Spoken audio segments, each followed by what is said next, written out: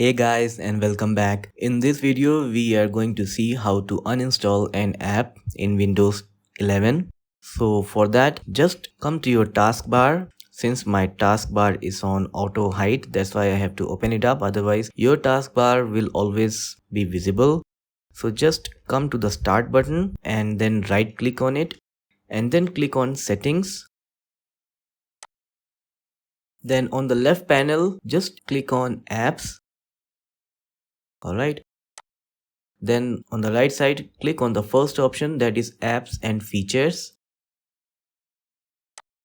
Now here, all the applications that are installed on your computer will be visible.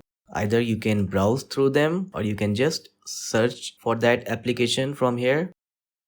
So just to show, I'll browse through the list and I'll try to uninstall one application. So let's say I'll just uninstall this Oracle VM VirtualBox. So next to this app, we have this options. Just click on it and then click on uninstall. Then again uninstall. Windows installer will open up. Now using this installer, the VirtualBox is going to be uninstalled. You just have to click on next buttons few times and then finally click on finish.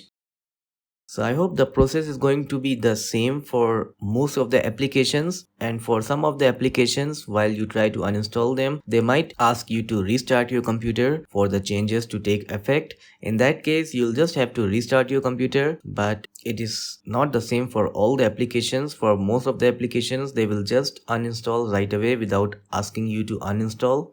So that's all for this video. Thanks for watching.